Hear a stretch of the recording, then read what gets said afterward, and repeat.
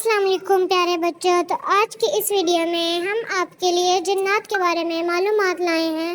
تو پیارے بچوں، آپ لوگ جانتے ہیں کہ جنات کو اللہ تعالیٰ نے آگ سے پیدا فرمایا ہے۔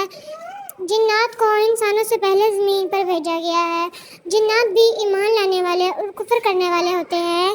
جنات دنیا میں مختلف علاقوں میں رہتے ہیں اور مختلف زبانیں بولتے ہیں۔ جنات بھی مرد اور عورت ہوتے ہیں۔ کیا آپ جانتے ہیں جنات پر حضرت صلی اللہ علیہ وسلم کی رسالت کو ماننا اور آپ صلی اللہ علیہ وسلم کی تعلیمات کی پیروی کرنا آخرت میں کامیابی کے لیے ضروری ہے؟ جنات بھی انسانوں کی طرح اللہ تعالیٰ کے احکام کے پابند ہیں۔ قیامت کے دن ان سے بھی سوال و جواب کیے جائیں گے۔ جنات بھی اللہ تعالیٰ کی عبادت کرتے ہیں۔ جنات عموماً دکھائی نہیں دیتے، ان کی رسائی آسمانوں تک ہوتی ہے۔ تو پیارے بچوں، آپ لوگ جانتے ہیں کہ جنات نے اسلام کو کس طرح قبول کیا، تو ہم آپ کو اس بارے میں معلومات دیتے ہیں۔ تو دوستو، جنات کی ایک جماعت نے قرآن مجید کو بہت غور سے سنا تو جا کر اپنی قوم سے کہنے لگے کہ بے شک ہم نے ایک عجیب قرآن سنا ہے جو بھلائی کے راستے کی طرف ہدایت کرتا ہے۔ تو سب اٹھ کھڑے ہوئے اور انہوں نے اسلام قبول کر لیا اور کہنے لگے ہم تو بے وقوف تھے جو اللہ تعالیٰ کے بارے میں خلاف حق بات کہا کرتے تھے۔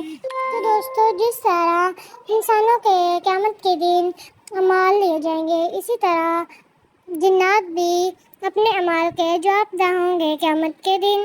اللہ تعالیٰ نے قرآن مجید میں بھی یہ ارشاد فرمایا ہے کہ جنات اپنے اچھے اور برے اعمال کے قیامت کے دن جواب دہ ہوں گے۔